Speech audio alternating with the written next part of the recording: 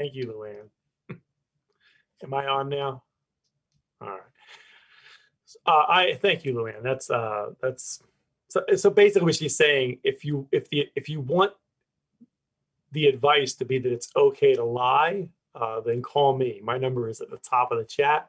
Uh, if you're looking for that advice specifically, I'm your guy. I am an alcoholic. My home group is the Thursday Night Study Group in Fort Lauderdale, Florida, and my name is Brian Haynes.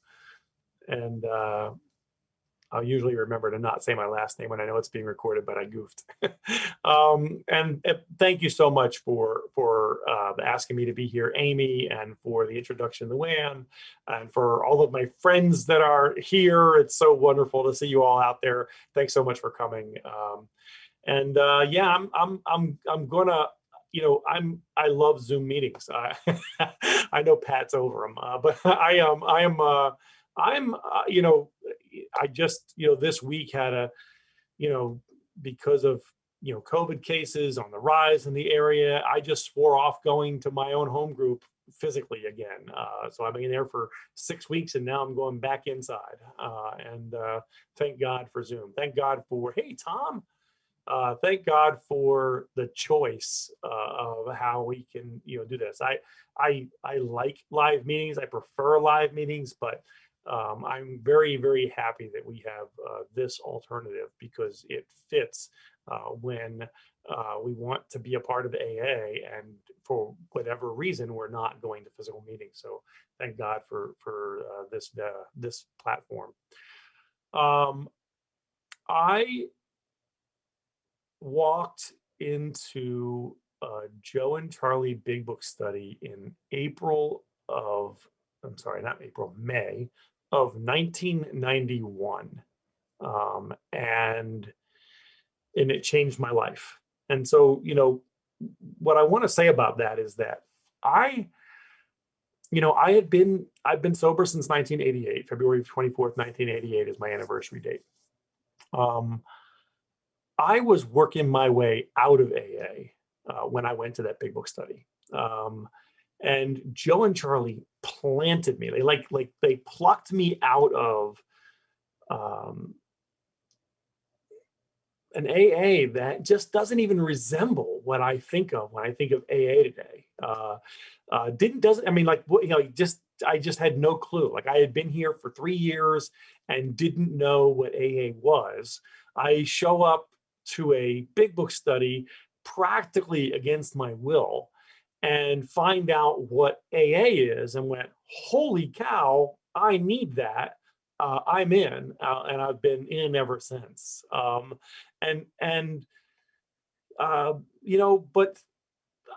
that wasn't how my sobriety started. It took me a little while to get there. And if anything, what I really like to do is try to save anybody the time it took me to get there, because, my life was on the line and I didn't really understand that. And I was playing Russian roulette with my sobriety and with my life. And I didn't even understand that I wasn't making myself available to the miracle that AA had to offer. And so what I like to do is talk a little bit about how that occurred for me, in the hopes that it could shortcut that process for anybody else. And that's really the main thrust of the story that I want to tell. So I was arrested February 24th, 1988, weighing 125 pounds. Now, it's a little probably difficult for Zoom land to appreciate how absolutely disgusting that is. I am 6'3" tall, and I weigh 270 pounds right now. I do not look good at 125 pounds. I am almost dead at 125 pounds. And at this point, I like to just make an apology, and so I can get it in and out of the way. Apparently, I learned this from somebody who heard Tom say it, but I've been doing it ever since. So, but I would like to start with an apology. So, what I want to do is I want to apologize to everybody who's here in attendance and everybody that's going to listen to this recording. Had I known that I would one day become a member of Alcoholics Anonymous, I never would have smoked crack. I would have left that shit alone. I would not have done it. I'm not here to tell you a story about, a drug addict who got sober in AA. That's not my story. I'm an alcoholic who got sober in AA, but I didn't know that right away. I really thought that I was a drug addict who was going to AA meetings because there was more of them closer to my home. And if you look at my life pre-sobriety, the drugs are the easy target. They're like obviously that's his problem. And even for me, I thought that was my problem. And it's not that that's not a problem. It's just that it wasn't the problem. And so what I hope to get to is a clarification of that, because that clarification is the same clarification that rockets me into the miracle that Alcoholics Anonymous had waiting for me, that needed my participation, and it wasn't getting it because I didn't understand what this was. I really did not understand what this was. So February 24th, 1988, I get arrested again in DeKalb County, Georgia. I'm put in the backseat of a police car, and for the first time in 2 years, because I've been going in and out of jail for 2 years, so this is not a new occurrence for me. The big book talks about how our alcoholic life seems the only normal one. Well, the first time I went to jail, that was abnormal. The 26th time I went to jail, that became normal, right? So this is my life, and this is the new normal for me. And so, every other time though that I had gone to jail, I used to sing this little song. It was the little song that sounded like this: I am never going to do that again. I am never going to have another drug. I am never going to take another drink. I'm not seeing those people anymore. I'm not going to those places anymore. I'm never going to do that again. And every other time I would say that, they would let me out of jail, or I'd get out of whatever jackpot that I'm in. And, I would hold out for a few days, maybe a few weeks, sometimes even a month, and then I would start drinking again. And then once I started drinking, there's no telling what I would do next. And so that had been basically my life for 2 years straight. I know 2 years sounds like a short period of time, but I've been sober since I was 19 years old. So hang in there. That was my life for the 2 years prior to the 19-year-old who gets arrested weighing 125 pounds, almost killed myself on a major run. And this time, I know that I am going to drink and I'm going to get high when I get out. And I know that no matter how bad I would want otherwise, I have no choice whatsoever in the matter. Now, if you fast forward to AA and the first step, that was me the very first time I ever admitted that I was powerless over alcohol and that my life was unmanageable. I didn't have that language yet. I didn't know what those things were yet, but that was the first time that I can look at my life and go, that's me admitting that that's true for me. I go into jail, I meet a guy who, and you got to understand, like a 125-year-old in jail weighing 125 pounds. I've been in jail many times in a couple of years. It's a routine.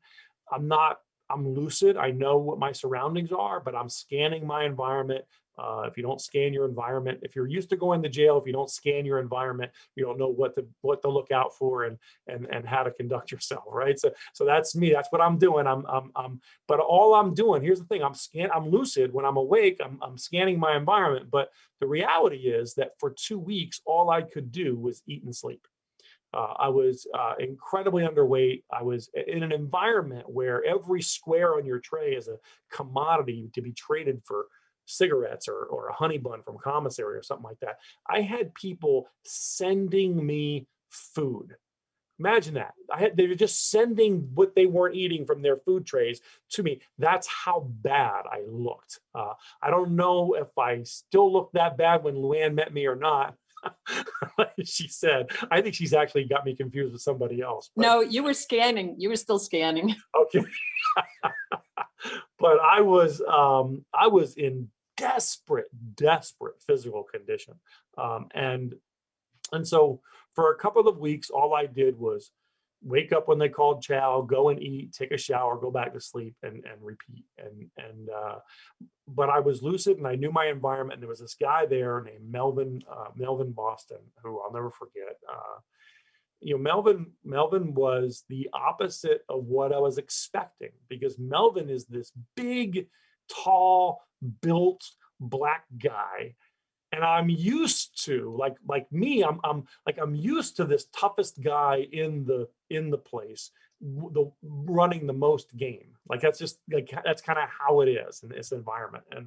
And Melvin is the quietest, mildest mannered guy I've ever seen. I've never seen a guy this size in this environment who was so even-tempered, so mild-mannered, so calm, cool, and collected, and it got my attention. It wasn't too long before I realized that, Melvin's, one of these guys who studies the Bible with a few guys around his bunk, and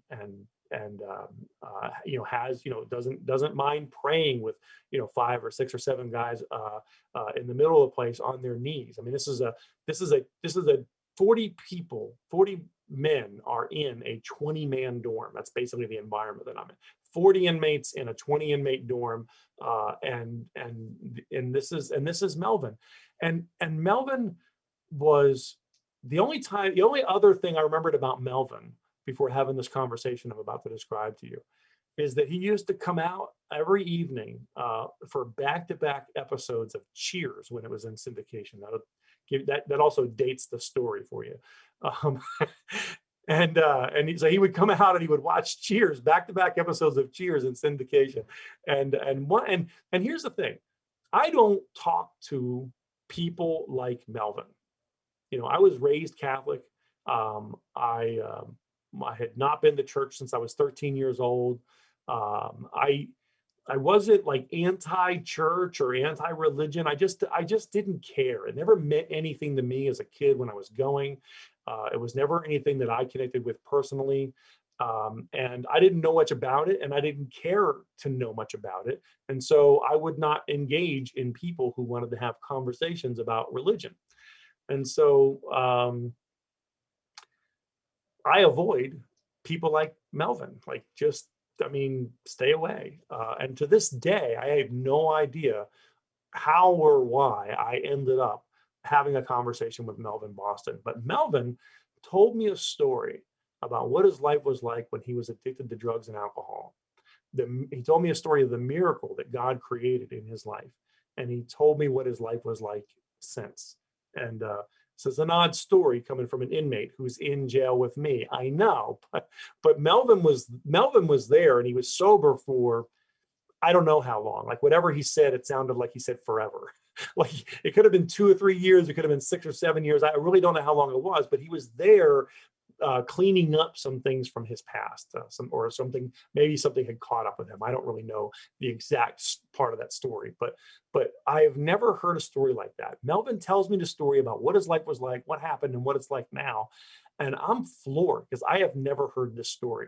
And I came to believe that a power greater than myself could restore me to sanity as a result of that story. I now believe that maybe God could do for me what he had done for Melvin. And I followed Melvin to church on Sunday. The church group that he met with sent a Bible into the jail, and I began my spiritual journey that day. Now, Melvin was not a member of Alcoholics Anonymous, but I would be remiss if I didn't say that this is where the journey begins for me. It's a rocky journey for the first few years, but this is where it begins.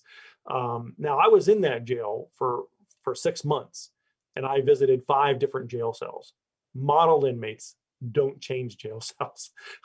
I was shackled up and brought to Broward County back here to South Florida and given a 2-year prison sentence because I had violated probation. About 9 months before I got arrested this time, I was arrested in Pompano Beach, Florida, weighing 127 pounds. This is a theme. This is a pattern. This has been going on for a couple of years, right? I violated felony probation. They brought me back to South Florida and gave me a 2-year prison sentence. At the time, I was supposed to do 3 months on 2 years. I did 6. Model inmates do not do twice as much time as they're supposed to do. I was as much trouble in jail, clean and sober, as I was outside on drugs and alcohol. I love Melvin. I don't think I'm here. I don't think I'm alive. I don't think I'm sober today if I don't meet him. But that wasn't the answer to my problem. It was the beginning. It was the beginning. It was the tickle. It was the seed, but it was not the answer to my problem. Fast forward, March 9th, 1989, I get out of prison and I'm at my first AA meeting, and it's in Deerfield Beach. It's the Deerfield Beach Happy Hour group. And it met at 5:30 at the time on Mondays and Thursdays, and at 6 o'clock on a Saturday. I actually got out of prison on Thursday, but my first meeting is on a Sunday.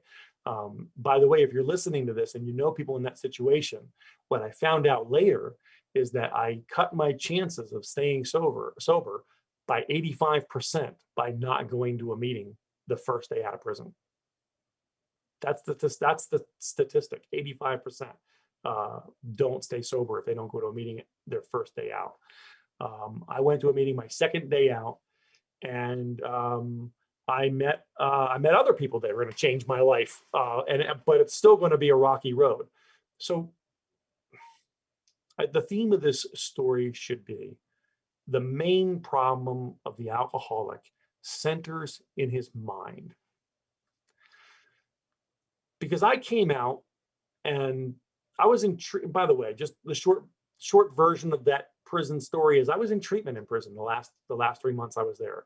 They plucked me out of general population, stuck me in a treatment center, went in kicking and screaming, ended up surrendering to the program. And so I've had a head full of drug and alcohol treatment prior to my first meeting of Alcoholics Anonymous. And I came into AA with an idea of what this was. I thought I knew what you do, and I did not know that I had no clue. And so to me, my paradigm for Alcoholics Anonymous was, this is where we go to talk about our problems and help each other stay sober one day at a time. Now, I'm not arguing that that's part of what we do here. It's certainly part of what we do here. But that's not what this is, right? That's not what this is. And to me, that's what this is. And I could not see anything different. And so, yes, I would hear people talking about the big book of Alcoholics Anonymous. And I'd say, that's great if you want to be a zealot about it. I would hear people talking about God and I would go, that's great, but I go to church for that. I just had this impenetrable understanding or lack of understanding of what this was, that was very difficult, I imagine, for everybody who knew me for those first couple of years. And so the short version of this story is that for my first year, that's all working out great because I'm staying sober. I have a sponsor. We're doing steps, reading the big book and stuff like that. I don't understand any of that. I'm probably what I know now looking back is that I was rejecting most of what was the most important stuff. But I was staying sober.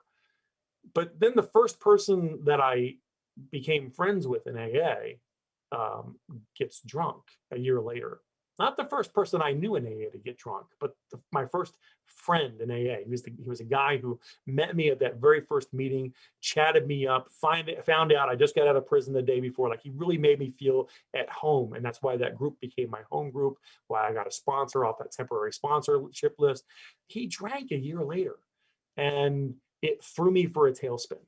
And I had no earthly idea that it had. So hear me. Bruce drinks. I lose faith in AA. I lose faith in my own sobriety. And I don't even know that it's happened.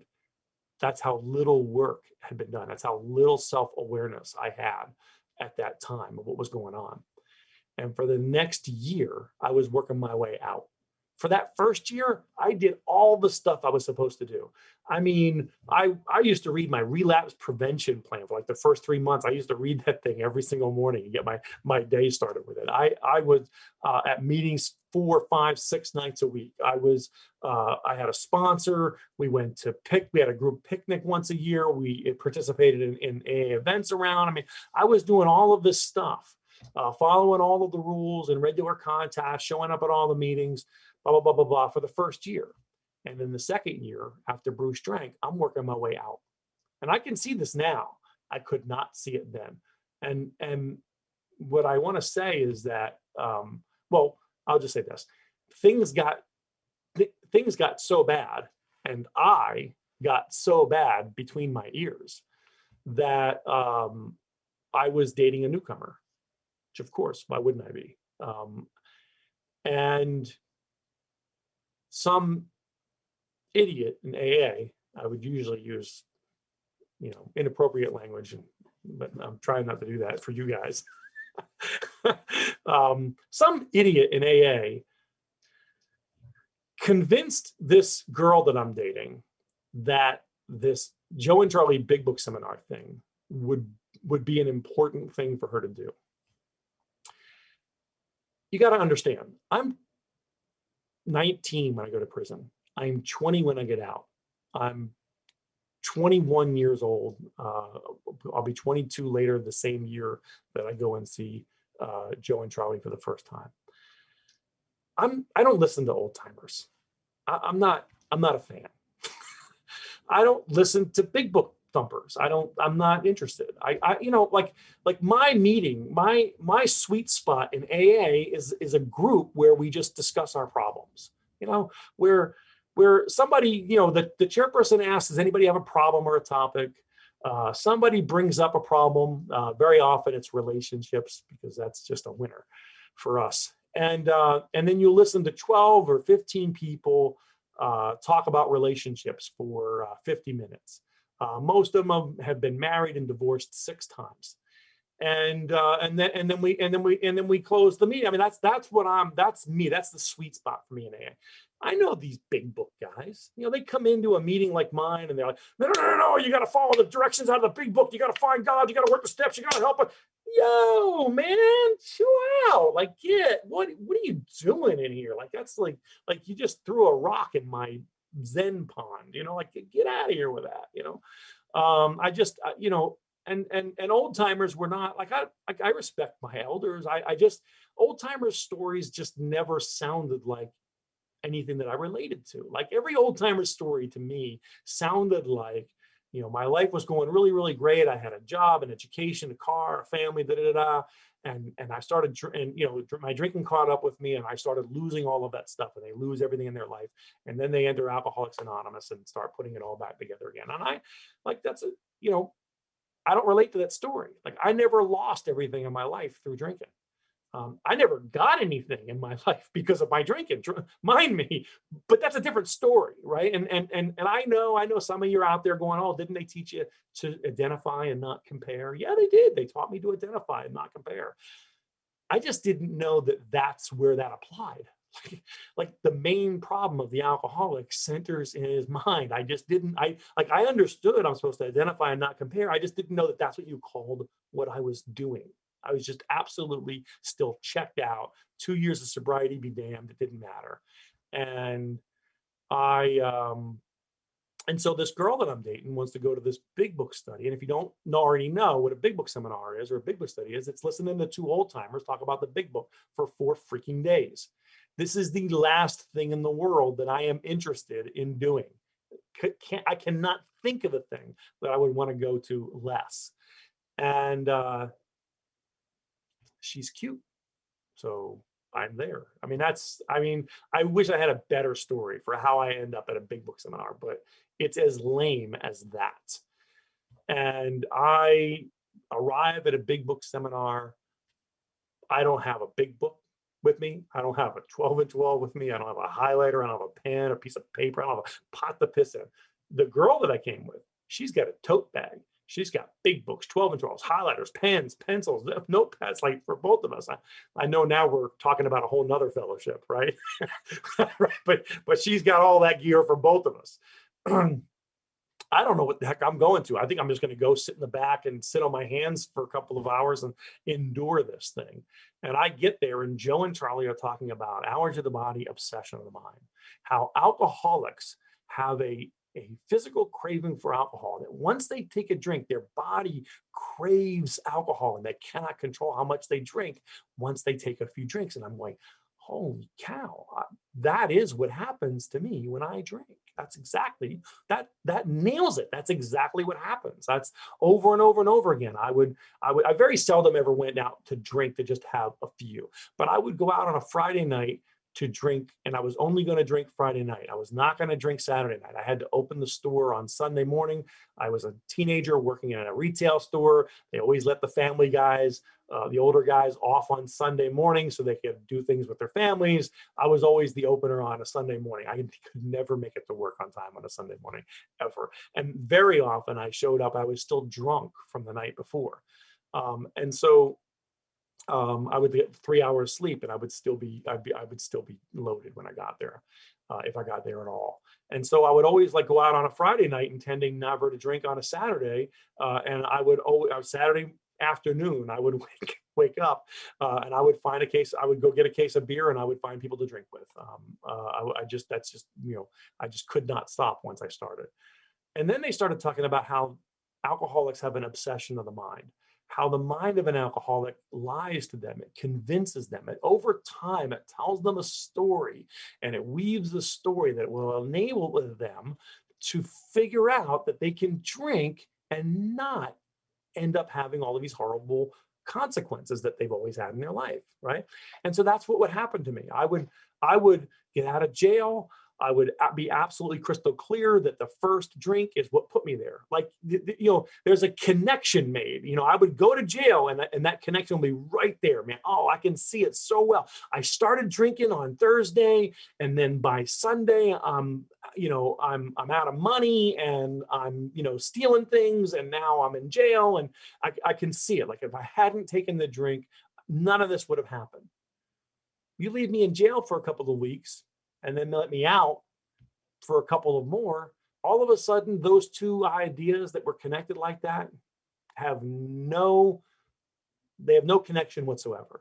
It was the people. It was it was the job I had. It was I just had like the obsession of the mind would just run this story in my mind. It would allow me to disconnect the drink from all of the problems that I've been having. And I would be able to take a few drinks, and then I'd be off to the races again.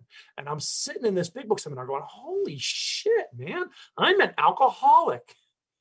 Now, I've been going to AA for 2 years. I've been sober. I've been sober for 3, actually. I've been sober for 3 years at that point, right? I've been going to AA for 2 of them. My first year I was in jail and prison.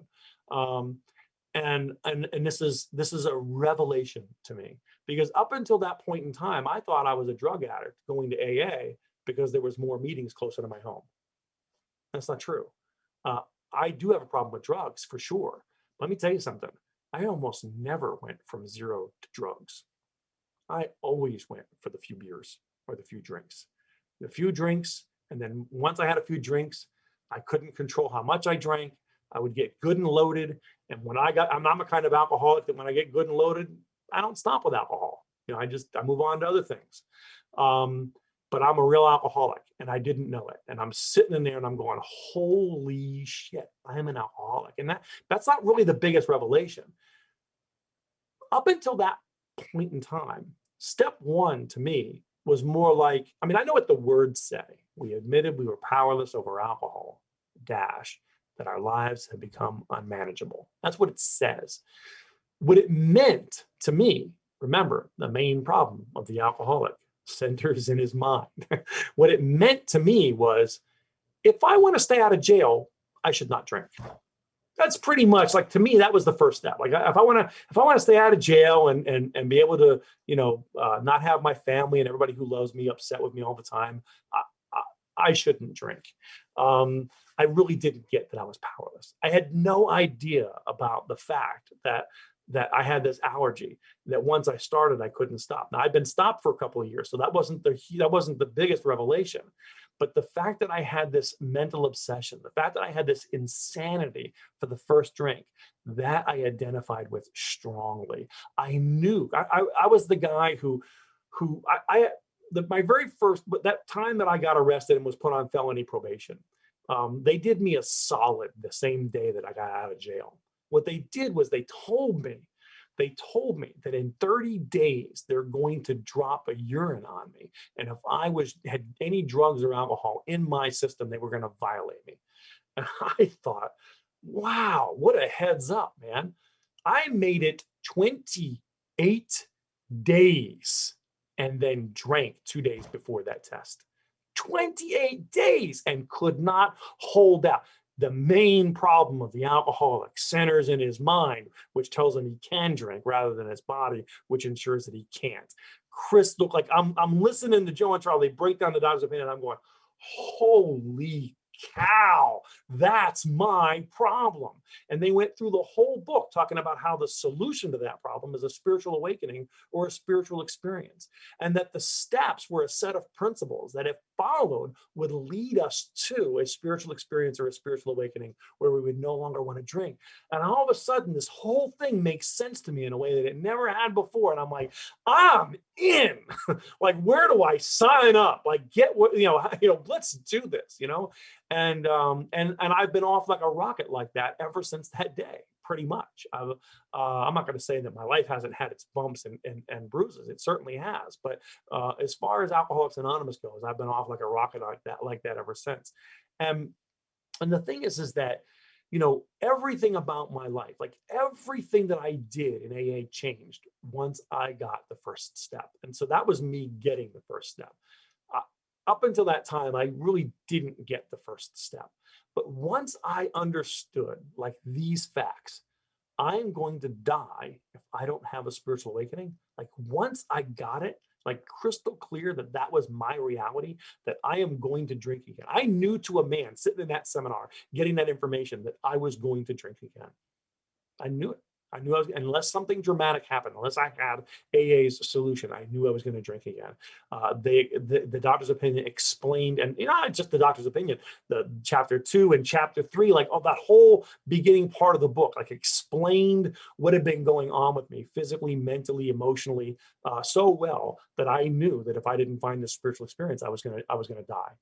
And so what actually happened is I started participating in AA like somebody who understood that if I didn't find a spiritual experience, I was going to die, which was the truth.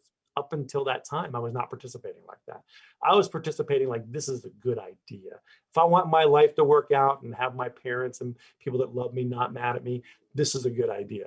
That is not how I'm here today. I am crystal clear that unless I find a spiritual experience, I am going to die. I'm going to drink again and I'm going to die. And I've been in every meeting that I went to changed look, at first I became angry. I became one of those, you've probably seen guys like me in AA, a guy who's in mediocre, open discussion hell AA for a couple of years. Then they get some information about the big book and they become big book assholes. That was me for the next year easily. I was that guy. I was that guy who was going to some of the same meetings I used to go to, and I would listen to somebody share, and I would say, I don't know what the hell you're talking about. That's not in our big book. I was that guy. I mean, I don't know what you expect. I mean, I had 2 years of sobriety. I had a head full of Joe and Charlie big book AA and zero recovery at that point, like zero. Like I hadn't practiced a lick of this yet. And that was just the best I could do. But in that time, I actually met Pat. And what happened was that I started settling down into the 12 steps of Alcoholics Anonymous. It didn't happen like my mind was changed right away, but I was just a big book idiot. But what happened was that I changed my home group. I changed my sponsor. I changed all of the people that I hung out with in AA. I used to keep a little wallet, phone book in my wallet, a little magnet phone book. I don't know if they still sell them anymore. It was like two magnets that who needs it anymore? You got cell phones now. But I remember I had to change that like 3 times in the next year because I just kept running out of space for all the new numbers, and I didn't. And most of the numbers in it, the first one I didn't call anymore, and so like everything about how I was in AA, changed. And as a result of that, I started settling in with people who understood the big book and the steps, and we're talking about God and spirituality, and we're changing their lives from the inside out. And I fell in with them. And some of us were too self-righteous, probably for most people in AA. But that, hey, look, self-righteousness is my lane.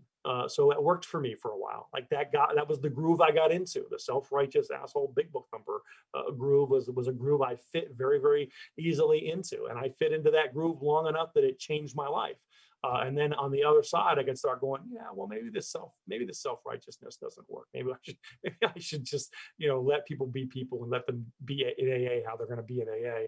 Understanding also that I wasn't setting a very good example of being in AA my first couple of years either. And I started to lighten up. As part of my experience in AA, I have had opportunity to work with a lot of alcoholics. My journey through radical changes in my psyche actually took longer than I even care to admit. I hit sticking point after sticking point after sticking point, and brings me back to why I focus so much of my story on the part that I've just shared with you. Because Alcoholics Anonymous, come to find out, is actually designed that if you're a newcomer and identify with the problem, can accept the solution, it's intended for you to be in action about the solution immediately. If you take the first 5,000 people who recovered from alcoholism in Alcoholics Anonymous, they weren't taking a step a year. They weren't doing they took their steps in their first weeks of sobriety. They did their steps in days, not months, not weeks, but in days. I'm not saying that your sobriety is not valid if it took you weeks or months to go through the steps. Don't hear that. That's not what I'm saying. Most people, I'm just saying that when this thing started, what they were doing, when they were having a 75% or better success rate, what they were doing is that they were identifying somebody with the problem, the hopelessness, the powerlessness, the despair of alcoholism through telling their stories. And then they were explaining the solution. And those that were ready got right into it. Dr. Bob sponsored thousands of people, and almost all of them the same way. Their brain would be cleared in 10 or 14 days. He'd have them over to his office, and they'd go through the steps in an afternoon, right? That's not how I did it, and that's not how most of us do it today. But the reality is that Alcoholics Anonymous is designed to take a new person and introduce them to the program immediately, and then set them off to practicing it every day in 10, 11, and 12, right? What my sponsor called implement now, perfect later. Put it into practice immediately, quickly, in a short period of time, and then take your whole life to sharpen that saw, to implement that, to struggle with it, to bump up against more information, to have problems and come back to it, and listen to some speaker and go, oh my God, I never looked at it. That all of that will take place. Like the growing and the learning will continue and continue and continue, as it has for me and anybody else who's been here. Right? I'm not even the same person I was 2 years ago, for God's sakes, let alone 33 years ago. That happens to all of us. But the point of it is to get it in place immediately. Alcoholics Anonymous is designed to implement that program, that life-saving, changing program, to allow that spiritual experience to happen and occur early in sobriety. That's the way it's designed. If you're like me and you take a couple of years to actually get to it, you're probably going to have a few more bumps in the road.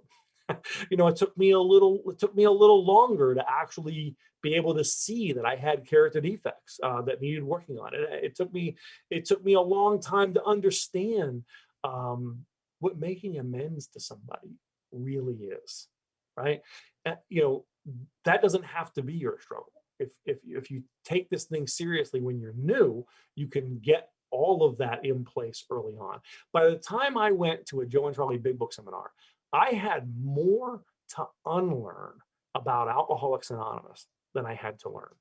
And it was a struggle. It was a bigger struggle than it needed to be. Through sticking it out, through you know, my phases, some of them very, very ugly, especially the self-righteous big book thumper phase. Some of the phases of my sobriety have been very, very ugly and unpleasant for people in AA for sure. But you know, the thing is that through all of that, I kept growing, I kept learning, I kept meeting new people, I kept listening to speakers, I kept on going to big book seminars. I've not missed a big book seminar in South Florida since 1991. Even we had COVID and I was still at one on Zoom, right? I have not missed one. And through all of that time, my life has grown and changed immensely. Alcoholics, and by the way, I live a pretty good life for a guy who started out 33 years ago having his first year of sobriety in jail and prison. If you look at my life today, I don't look like a guy that's how it started out.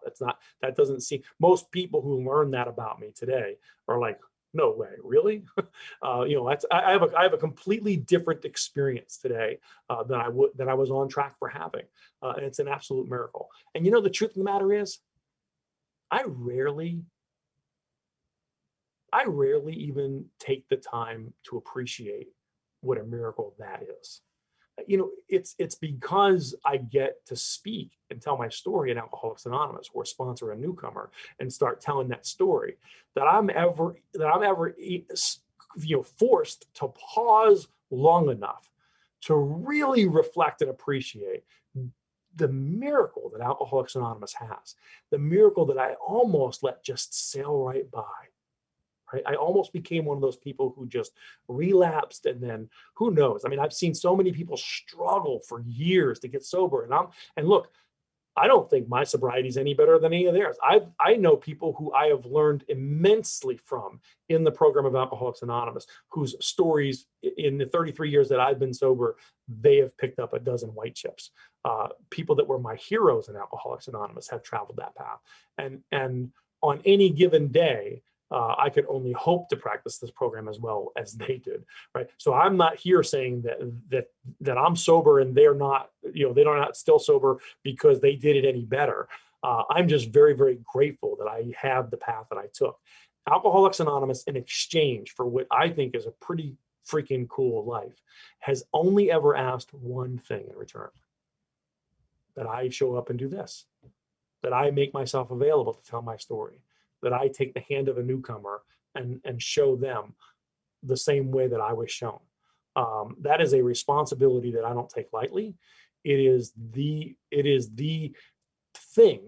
It is the one thing that I can see very, very clearly through 3 decades of sobriety that has kept me in this program, not just around it, but actually in it, doing the work, is sponsoring new people and continuing to take people through the steps. That is the one thing I think has saved my life over and over and over and over again, because I'm the kind of person who would rather not do this. But man, if I'm teaching somebody else how to do it, I'm doing it. So thanks for letting me share.